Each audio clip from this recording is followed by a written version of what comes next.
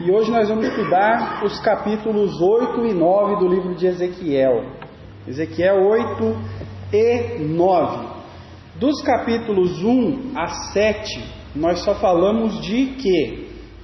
De tormentos, de dores, de aflições, de fome, peste, praga, tudo que sofreu o povo que estava lá em Jerusalém, lá em Israel, no cerco de Nabucodonosor. Foi isso que nós falamos praticamente, tá? Mas também nesses capítulos não faltou falar da misericórdia de Deus, da sua benevolência, do seu amor. Me lembro do comentário do irmão Tiago na escolinha do domingo passado, que ele falou: sempre tem um restinho fiel, né? Ele enfatizou isso aí. Então, por mais que nós estudamos de sofrimento, sempre teve aquele pouquinho que foi fiel e esse Deus poupou.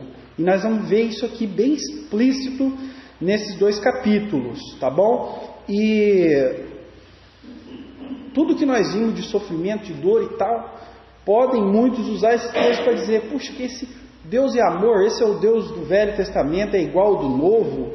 O Deus do Novo, Jesus Cristo, de amor, pregando amor e paz e tal, e esse Deus aqui até agora só pregando destruição, dor. Então hoje nós vamos saber o porquê de tudo isso. Será que Deus foi injusto de trazer tanta desgraça em cima daquele povo? Será que Deus não é um Deus de amor? Será que Ele não amou? Ou será que Ele foi duro demais? A sua vara foi muito dolorida. É isso que nós vamos ver hoje. Então, sem muita enrolação, vamos lá no capítulo 8 de Ezequiel. E nós vamos ler os versículos 1 e 2 para começar aqui o estudo, tá? Sucedeu, pois, no sexto ano, no mês sexto, no quinto dia do mês, estando eu assentado na minha casa, e os anciãos de Judá assentados diante de mim, que ali a mão do Senhor Jeová caiu sobre mim. E olhei, e eis uma semelhança como aparência de fogo, desde a aparência dos seus lombos, e daí para baixo era fogo, e dos seus lombos para cima como o aspecto de um resplendor, como cor de âmbar, tá? Acredito que esse ser que Ezequiel viu aqui, muitos acreditam que é um anjo. Eu acredito que não seja um anjo. Eu acredito que seja o Espírito Santo de Deus que se manifestou aqui, tá? Isso nós vamos debater na escolinha. Eu acredito, e depois eu vou explicar por quê. E aqui, Ezequiel, o livro de Ezequiel, ele faz muita questão em datas. Ele deixa o livro dele muito bem organizadinho, tá? É admirável de ver como é que Ezequiel ele cuida bem das datas. Até parece o irmão Ezequiel, né? Com a contabilidade da igreja, né? Tudo certinho. E ele coloca sempre a data. E aqui ele fala, no sexto ano. No capítulo 1, quando ele teve a primeira visão dos querubins, dos anjos, com aquelas rodas e tal, estava no quinto ano. Aqui faz mais ou menos 1 ano e meio depois que ele teve a primeira visão. E nós estudamos, nos estudos anteriores, que ele ficou deitado sobre o braço, lembram?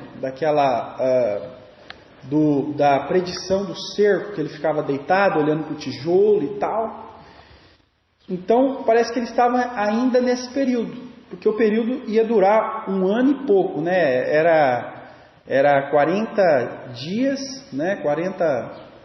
40 dias no lar, mais ou menos isso. Ele estava ainda naquele período. E os anciãos de Israel, né? Os anciãos de Judá, aqui que fala no versículo 1, eles foram lá para consultar o Senhor. Possivelmente chegaram a falar: Ezequiel, você é profeta, tá? Consulta o Senhor para saber o que Ele tem a dizer para nós, né? Nós sabemos aí, que nós vimos aí na sua profecia, né, encenada aí, que Jerusalém vai sofrer muito. Eu quero que você consulte o Senhor para nós, os anciãos, aqueles que ainda eram fiéis, os religiosos, que estavam lá no rio Quebar, lá na Babilônia.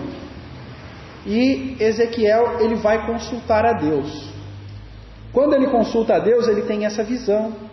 Ele vê uma semelhança com uma aparência de fogo, desde a aparência dos seus lombos, daí para baixo era fogo, e dos seus lombos para cima um resplendor como a cor de âmbar. É isso que ele vê.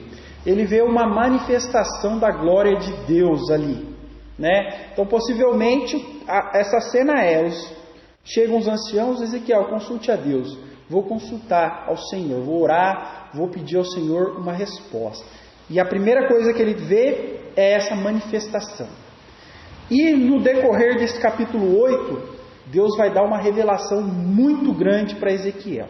Então vamos continuar. Versículos 3 a 6. Vamos lá. E agora vocês vão saber por que eu falei que era o Espírito, que eu acho que é o Espírito Santo esse aqui, não um anjo. Vamos lá.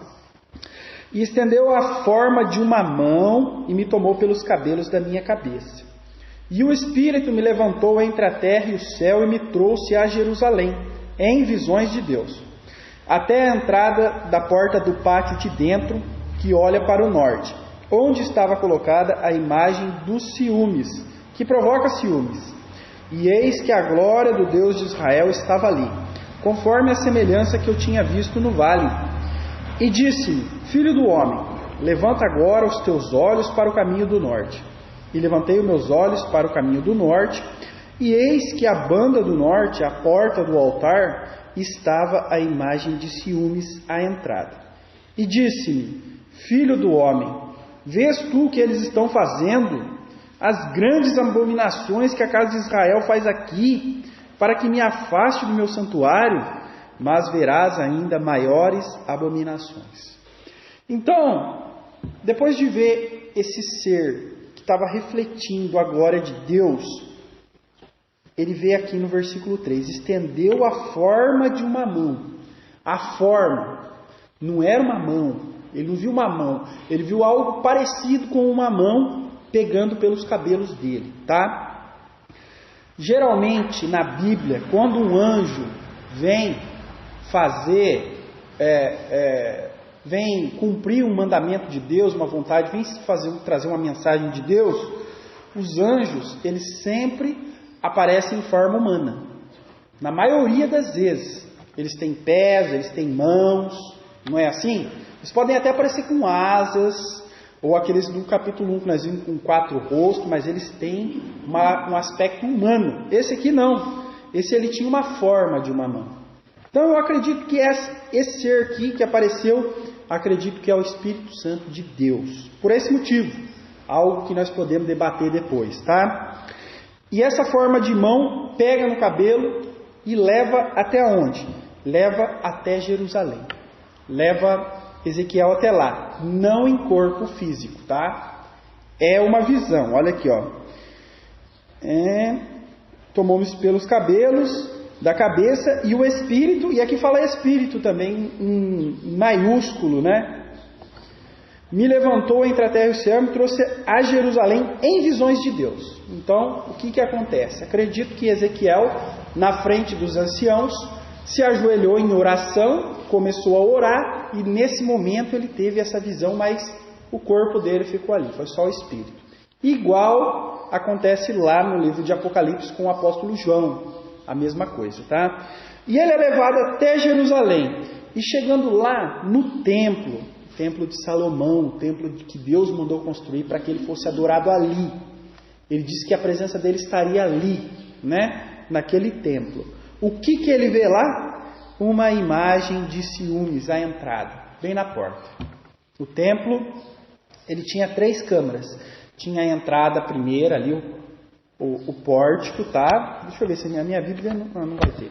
Tem o pórtico de entrada, depois tem o lugar santo, que é um pouquinho mais para dentro, e depois lá no fundo o Santíssimo. Lá só o sumo sacerdote entrava. E bem na primeira porta ali de entrada, a imagem de ciúmes, tá? Era uma imagem pagã. Era uma imagem de algum Deus. Imaginem como é que Deus não se sentia com isso, né? É o mesmo que a gente colocar uma imagem aqui.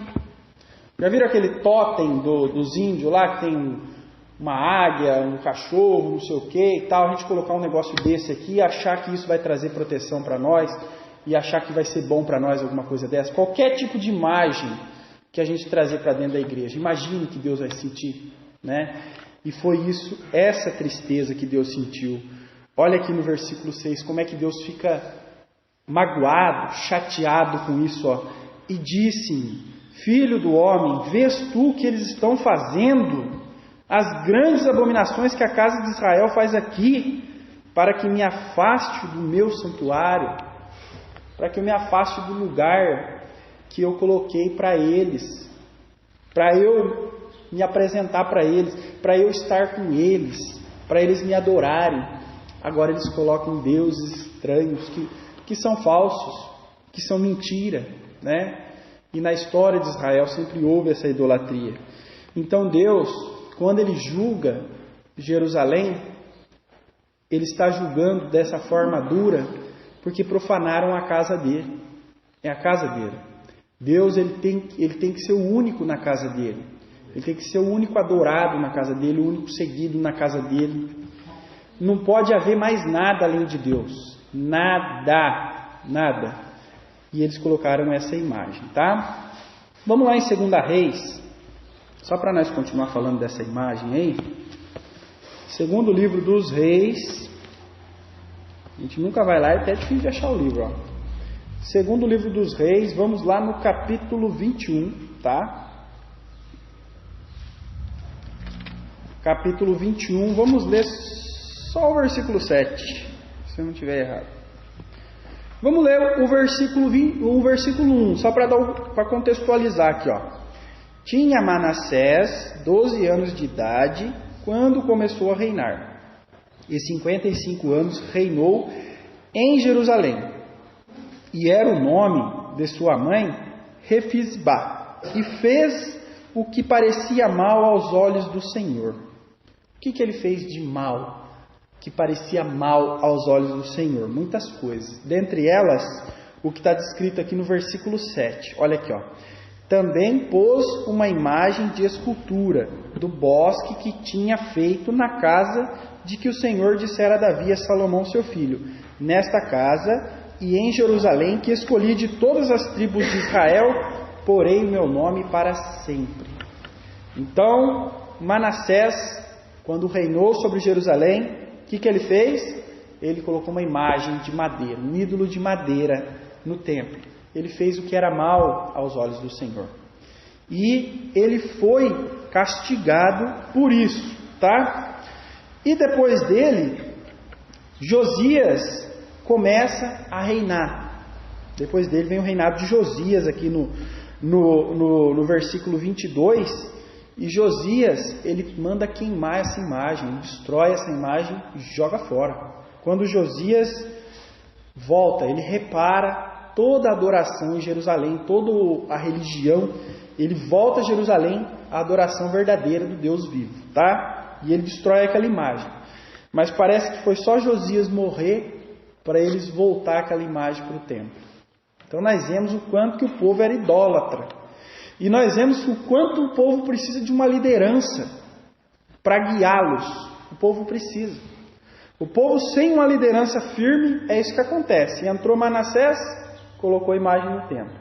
Entrou Josias, falou: não, isso está errado, queima essa imagem. Morreu Josias, imagem de volta. Então o povo de Deus ele precisa de uma liderança que seja firme, que imponha.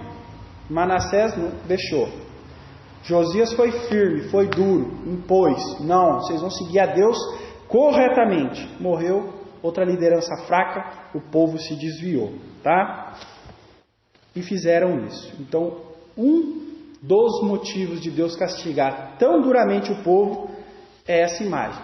Só que ele diz no finalzinho do versículo 6, aqui voltando lá em Ezequiel 8, ó: mas verás ainda maiores abominações. Isso não é tudo não, Ezequiel.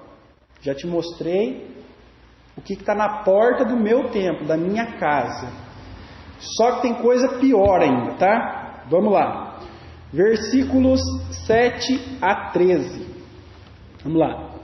E louvou-me a porta do átrio, então olhei, e eis que havia um buraco na parede. E disse-me: Filho do homem, cava agora naquela parede. E cavei na parede, e eis que havia uma porta.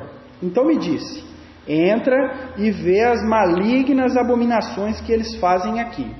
E entrei e olhei, e eis que toda forma de répteis e de animais abomináveis e de todos os ídolos da casa de Israel estavam pintados na parede em todo o redor.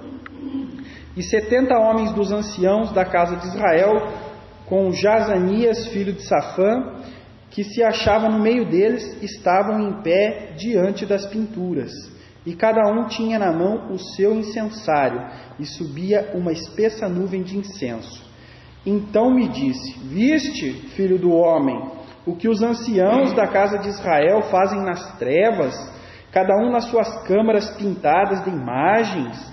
E eles dizem: O Senhor não nos vê, o Senhor abandonou a terra. E disse-me: Tornarás a ver ainda maiores abominações do que as que estes fazem. Pense bem, Ezequiel, como nós falamos no começo, ele era sacerdote do templo. Ele estudou uma vida toda, se preparou para isso, tá? Então, Ezequiel, ele conhecia o templo por dentro, mas era muito bem escondido essas imagens de répteis. Eles estavam adorando animais, que ele viu pintado na parede, répteis.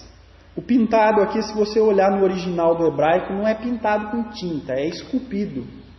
É pegar um martelinho e batendo e esculpir na parede da casa de Deus. Tá bom para vocês?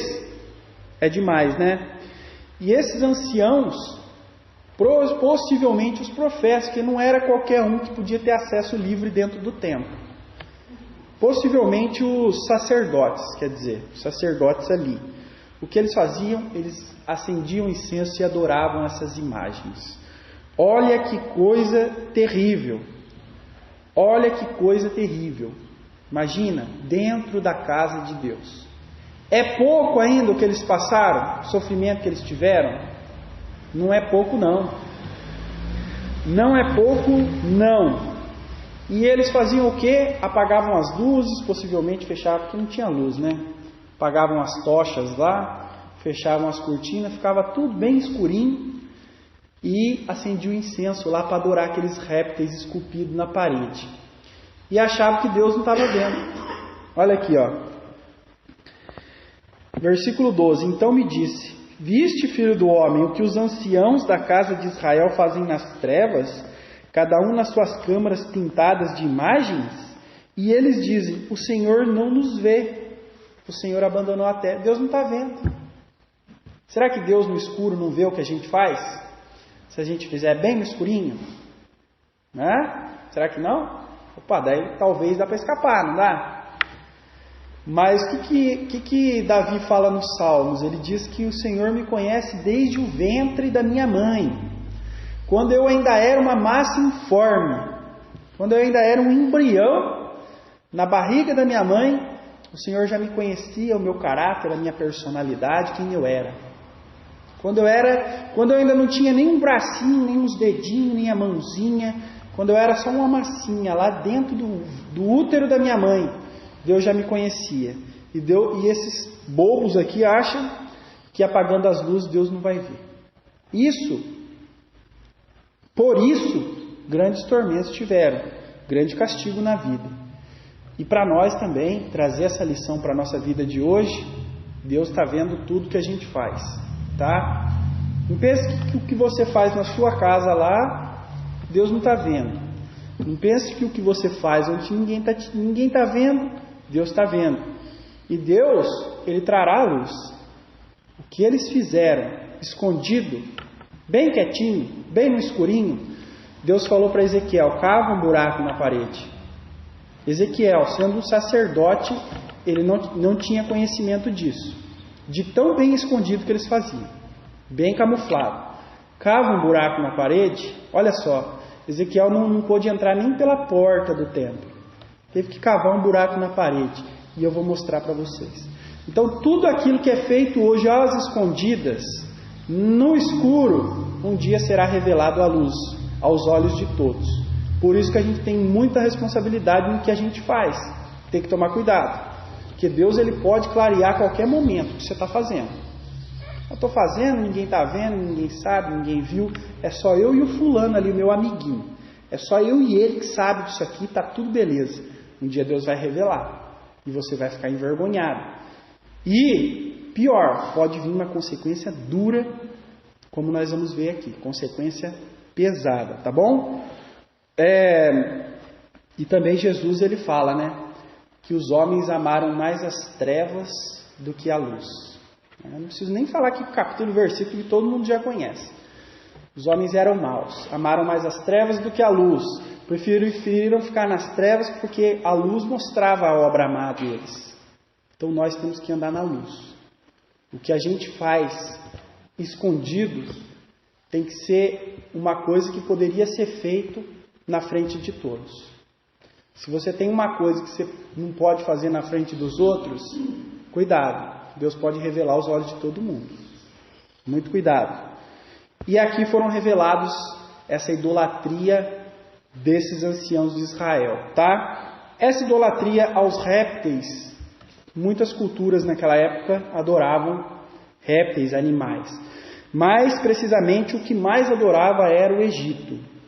O Egito, até hoje se encontra lá naquelas coisas antigas deles lá, os répteis, os animais esculpidos na parede, tá? Então eles, quando fizeram aliança com o Egito, quando eles se uniram com o Egito politicamente, com certeza o Egito exigiu isso. Eu quero também adoração aos nossos deuses. Então essa adoração aqui dos anciãos era muito mais política do que espiritual, tá? Eles faziam isso porque eles queriam a proteção do Egito. Achavam que o Egito ia proteger eles da Babilônia. Protegeu?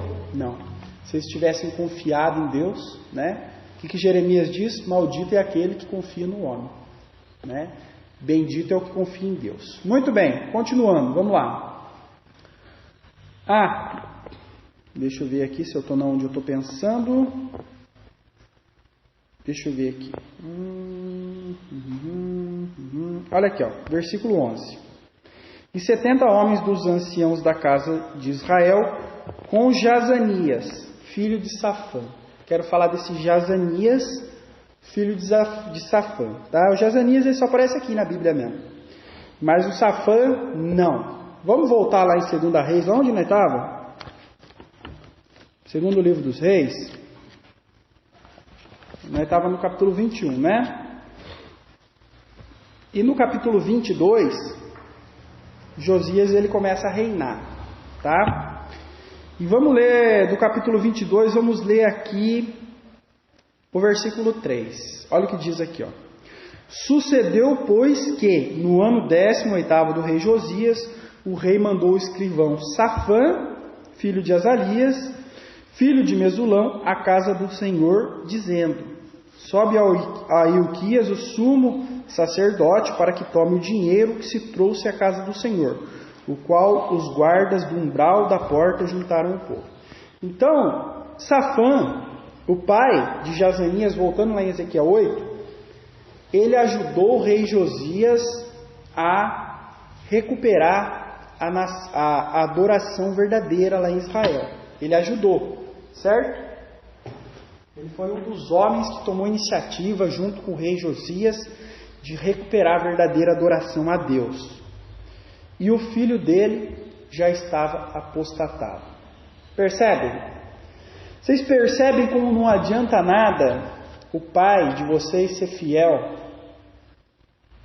Isso não vai tornar vocês fiéis. Tem muita gente que acredita: meu pai, ele é o religioso, ele está ali dentro da igreja, ele é firme, ele é forte, ele é um crente exemplo. Não adianta nada. É a responsabilidade individual, é cada um. Então, Ezequiel aprendeu isso. Não adianta o seu pai ser o maior religioso, ser o cara mais correto que existe na religião, na fé dele. Você tem a sua responsabilidade própria. Safã ajudou a recuperar a verdadeira adoração. Já o filho dele adorava répteis, né? Não seguiu o exemplo do pai. Então a responsabilidade é individual, tá? E outra vez eu repito a dizer, como faz falta uma verdadeira liderança, uma liderança firme, que mantém no caminho, né? Estava lá, quando Josias estava ali como rei, comandando, o negócio andava. Quando passou para outro, até o filho do escrivão que ajudou a recuperar já tinha se desviado, né? Algo importante. Continuando, 14:15 de Ezequiel 8, vamos lá. No finalzinho, versículo 13, Deus repete novamente, você vai ver piores abominações do que essa.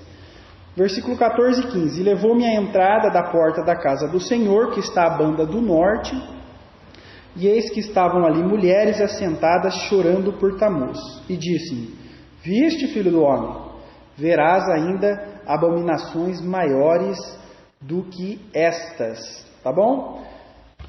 A adoração a Tamuz, possivelmente é Osíris dos egípcios, é um deus egípcio. Ele morre no inverno e as mulheres choram pela morte dele. É um deus, ele também é um deus caldeu com outro nome, mas aqui eu acredito que seja Osíris pela união, pelo pacto de Israel com o Egito, então possivelmente a adoração de deuses egípcios. Então Tamuz ou Osíris era um deus que morria no inverno, todo inverno ele morria, e as mulheres iam chorar. Quer dizer, adoração a um deus estranho, tá? E Deus mostra para Ezequiel, tá vendo, Ezequiel? Olha como que esse povo está idólatra. Continuando, versículos 16 a 18. E levou-me para o átrio interior da casa do Senhor. E eis que estavam à entrada do templo do Senhor, entre o pórtico e o altar, cerca de 25 homens de costa para o templo do Senhor, e com o rosto para o oriente, e eles adoravam o sol virados para o oriente. Então me disse, viste, filho do homem, há coisas mais levianas para a casa de Judá do que essas abominações que fazem aqui? Havendo enchido a terra de violência, tornam a irritar-me e ei-los a chegar o ramo ao seu nariz. Pelo que também eu procederei com furor.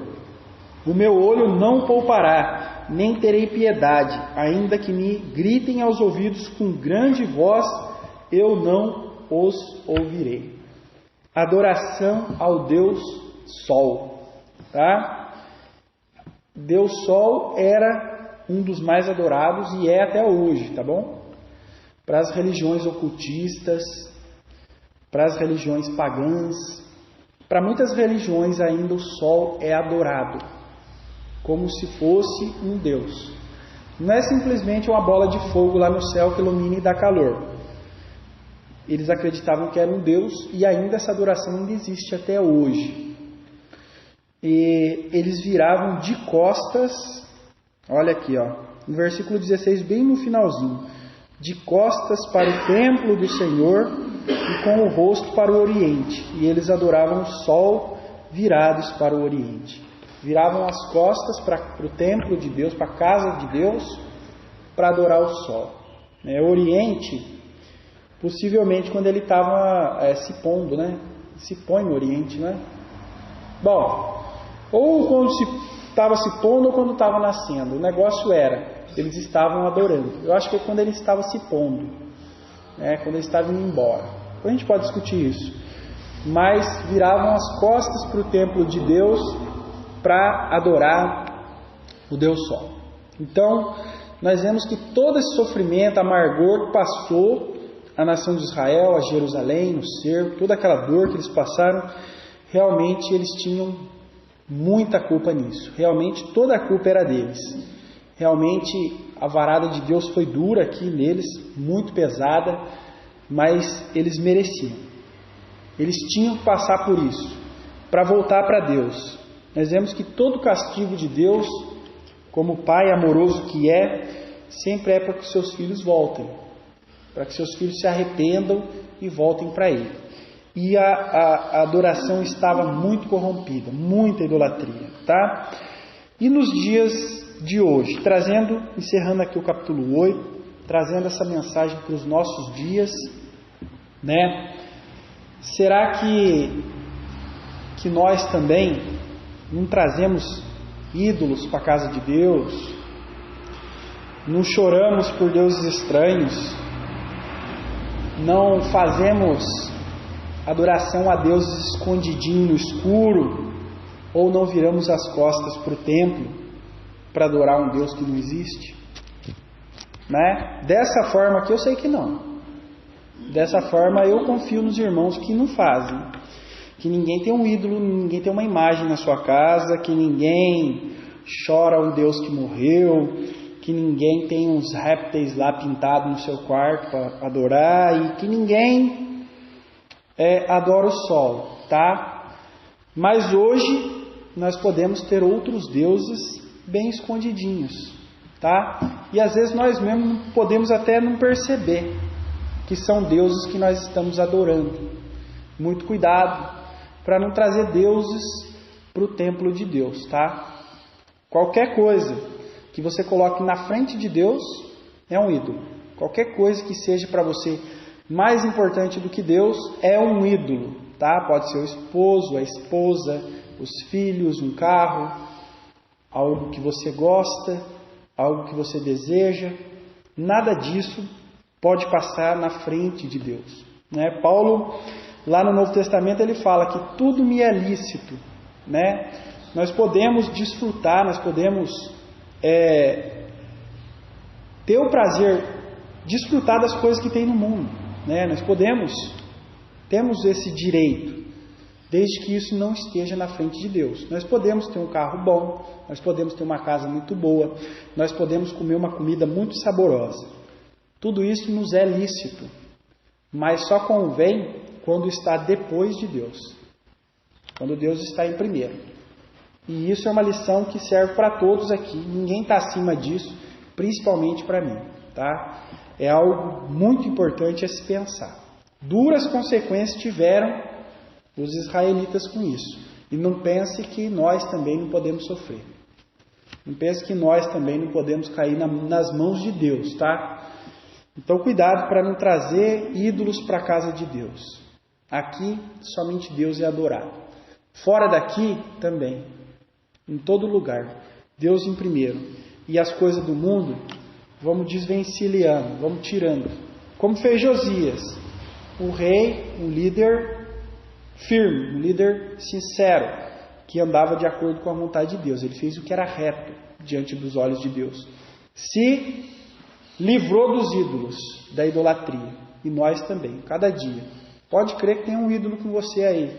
Pode crer que tem um ídolo comigo. Sempre tem. Mas o nosso dever é santificar-nos. É nos livrar cada dia desses ídolos e deixar sempre Deus na frente de tudo. É difícil, mas não é impossível. Com oração, com fé, com perseverança e na direção do Espírito Santo nós vamos chegar lá. Agora vamos entrar no capítulo 9 e eu quero não atrasar. Ah, tá, mais uma coisinha aqui. Deixa eu ver onde está aqui.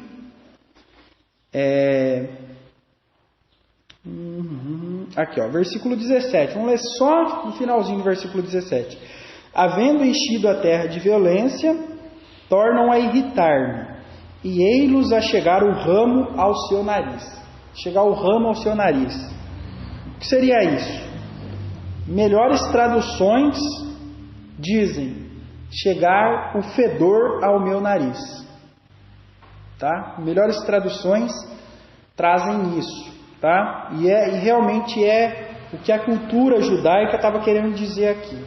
Fedor, tá? No nariz de Deus era um fedor de cadáver, de morto que não foi enterrado, tá? Imagina como fede aquilo. E é isso que Deus estava sentindo no seu nariz pelas coisas que se faziam no templo. Tá? Quem que gosta aqui de ficar do lado de uma carniça? Quem que senta do lado e fala, olha que gostoso está aqui, tá, beleza, não é? Morrer um gato no portão da sua casa, você vai deixar lá? Não vai, né? Vocês vão dar um jeito de sumir com aquele gato. Primeiro você vai esperar que um bom samaritano passe ali, pegue aquele gato e leve. Você viu o gato morto ali que o carro atropelou? Se Deus quiser, vai passar um homem aí que vai dar fim nesse gato. Aí não deu mesmo, começou a feder, aí você vai falar, não, eu tenho que tirar isso aqui daqui. Eu não consigo viver com esse fedor no meu nariz. E era assim que Deus sentia. Deus não suportava mais ficar com aquela carniça fedendo dentro da casa dele. Ele não suportava mais. E ele tomou atitude. E a atitude foi dura. E nós vamos ver aqui no capítulo 9. Vamos lá. Vamos lá. Percebem que tudo que Deus fez, tudo que aquele povo sofreu, Deus é bom, Deus é amor, é maravilhoso, mas Ele teve que agir duramente com aquele povo. O povo merecia, né? Capítulo 9, versículos 1 a 4. Vamos lá. Então me gritou aos ouvidos com grande voz, dizendo: fazei chegar aos intendentes da cidade, cada um com as suas armas destruidoras na mão. E eis que vinham 6 homens a caminho da porta alta, que olha para o norte, cada um com suas armas destruidoras na mão. E entre eles um homem vestido de linho, com um tinteiro de escrivão à sua cinta. E entraram e se puseram junto do altar de bronze. E a glória de Deus se levantou do querubim, sobre o qual estava até a entrada da casa. E clamou ao homem vestido de linho, que tinha o tinteiro de escrivão à sua cintura. E disse-lhe o Senhor: passa pelo meio da cidade, pelo meio de Jerusalém, e marca com um sinal as testas dos homens que suspiram e que gemem por causa de todas as abominações que se cometem no meio dela. Então Deus, Ele envia, tá bom? 6 homens até Jerusalém, nessa visão. É uma visão. Esses homens são o quê? São anjos. Anjos que receberam uma missão de Deus, tá? E esses 5 deles são chamados de executores, tá? Executores. O executor vamos traduzir aí uma palavra mais conhecida: carrasco. O carrasco. Ele fala que tinha uma arma destruidora na mão. Era um machado. O executor ele usava mais um machado, um cutelo, que é uma arma que corta e também quebra osso, tá? Destruidora, esmaga, tá? E um deles estava vestido de linho.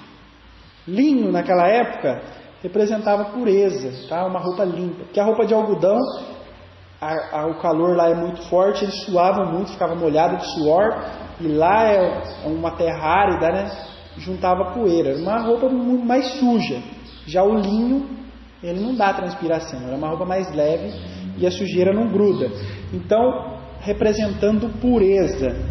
E esse homem do linho, tá? Foi mandado para ele o seguinte: ele tinha uma caneta na mão, um tinteiro e um papel, e uma caneta e um potinho de tinta, tá? E falou para ele o seguinte: passa pelo meio da cidade de Jerusalém e marca com um sinal as testas dos homens que suspiram e que gemem por causa de todas as abominações. Passa lá e faz um sinalzinho na testa daqueles que gemem também por esse fedor que está lá na casa de Deus, daqueles que também não suportam esse cheiro, daqueles que não estão de acordo com essa abominação que estão fazendo dentro da casa de Deus, que estão fazendo dentro de Jerusalém. Marca eles. Olha só, o que nós vimos em Apocalipse capítulo 13? Nós vimos a marca da besta, não vemos? Que serão marcados aqueles que são da besta, ou na testa ou na mão direita, tá? Quem não for marcado não vai poder comprar nem vender. E quem for marcado vai estar condenado. Quem prestar adoração à besta, quem se concordar com o seu governo, vai ser condenado.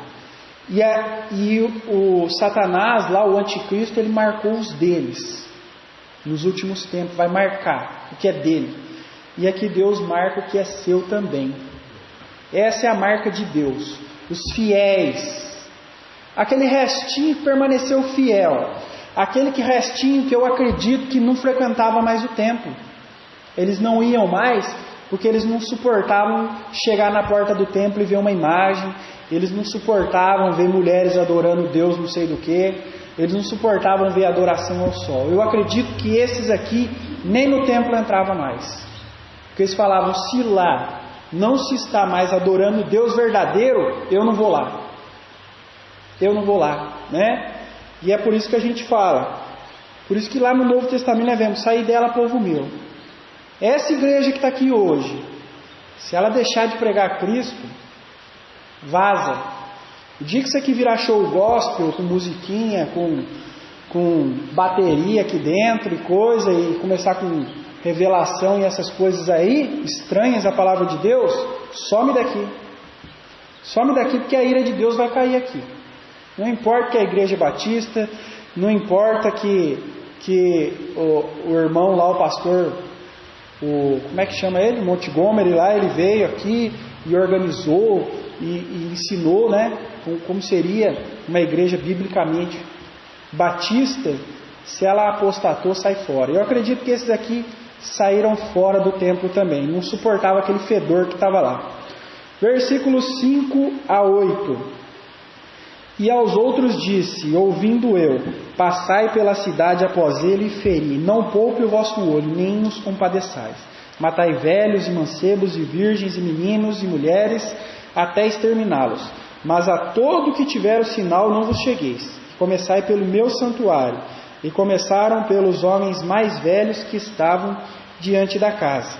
E disse-lhes: contaminai a casa, enchei os átrios de mortos, saí. E saíram e feriram a cidade. Sucedeu, pois, que, havendo eles ferido e ficado eu de resto, caí sobre a minha face e clamei e disse: ah, Senhor Jeová, dar-se o caso que destruas todo o restante de Israel, derramando a tua indignação sobre Jerusalém. Então esses anjos entram e arrasam, destroem os moradores da cidade. A hora do castigo chegou. Deus não suporta mais tanta idolatria, tá? Aqui nessa visão representado por anjos, tá? Querendo dizer que o castigo vem de Deus, é uma ordem de Deus. E aqueles que estão entrando para matar o povo, para destruir velhos, mancebos, virgens, meninos, mulheres, eles vêm embaixo do mandado de Deus. Claro que não foram anjos que entraram lá, foram o exército de Nabucodonosor. Depois que ele ruiu o muro, derrubou o muro, entraram lá para fazer a matança. Mas os fiéis ficaram vivos. Os marcados de Deus permaneceram, tá bom? Quem é um deles que nós podemos ter certeza que escapou? Tá? Jeremias. Jeremias foi um desses que foi marcado na testa, em que não colocaram a mão. Ele não morreu, mas ele sofreu muito de ver a morte dos seus irmãos, de ver aonde eles começaram a matança e a destruição. Olha aqui, ó. Vamos ver. Começai, ó, versículo 6, bem no finalzinho. E começai pelo meu santuário. E começaram pelos homens mais velhos que estavam diante da casa. Começaram pelo templo. Deus falou: a limpeza começa dentro da minha casa. Percebe? Percebe que o Deus do Velho Testamento é o mesmo Deus do Novo Testamento? Não é? O julgamento começa por onde? Pela igreja, não é? O julgamento começa pela casa de Deus. Deus é justo, Ele é justíssimo. O julgamento sempre começa dentro da casa dele. E aqui, os sacerdotes, os levitas, aqueles que serviam no templo, esses foram os primeiros a serem mortos. O primeiro lugar aonde se derramou sangue dentro da casa de Deus. Entende? Entende como é perigoso trazer os seus ídolos para cá? Entende como que Deus é rigoroso com a sua casa? Que responsabilidade nós temos dentro da casa de Deus? Cuidado, cuidado. E o seguinte também, olha aqui, ó, versículo 7. E disse-lhes: contaminai a casa e enchei os átrios de mortos, saí. E saíram e feriram na cidade. Naquela época, se um israelita, se ele encostasse num defunto, ele estava impuro. Ele era impuro. Ninguém queria mais chegar perto dele. Ele pegou num defunto, tá? Ele era uma pessoa impura. E aqui eles mataram muitos sacerdotes dentro do templo. Alguém teve que pegar. E outra, sangue derramado de homens dentro do templo, cadáveres dentro do templo, isso tornou todo o templo impuro. Todo o templo. Quem mandou tornar o templo impuro? Foi Deus. Deus falou: contaminai a casa, contaminem a minha casa. Então nós vemos que para Deus a correção é mais importante do que o cerimonial, tá? Dentro do templo tinha muitas coisas que não podia fazer. Por exemplo, se o sacerdote entrasse lá no Santíssimo, o sumo sacerdote, que era o único que podia entrar, se ele tivesse em pecado, ele morria lá dentro, tá? O cerimonial tinha que ser perfeito. Tanto que dizem aí, né, os costumes, que ele entrava com uma corda amarrada na cintura. Se ele tivesse pecado e morresse lá dentro, ninguém podia entrar lá para tirar ele, ia ter que puxar com aquela corda, né? Vocês já ouviram falar disso, né? E Deus manda os pagãos, o exército de Nabucodonosor entrar lá dentro. Lá no Santíssimo eles entraram, pegaram os utensílios sagrados da casa de Deus, mataram lá dentro e saíram vivos, numa boa, porque Deus mandou. Então, para Deus é mais importante a obediência do que o cerimonial. É muito mais importante. Tem muita gente que fala: eu tenho que me batizar porque Deus mandou e tal. Mais importante é o seu arrependimento. Eu tenho que participar da ceia porque Deus mandou, Cristo falou que eu tenho que participar, eu tenho que estar aqui mesmo, não posso faltar. Mais importante do que a ceia é o seu coração, é o seu arrependimento, é você e Deus, é muito mais importante. Então Deus, ele preocupa-se muito mais com a obediência do que com a ritualística, do que com aquilo que ele mandou.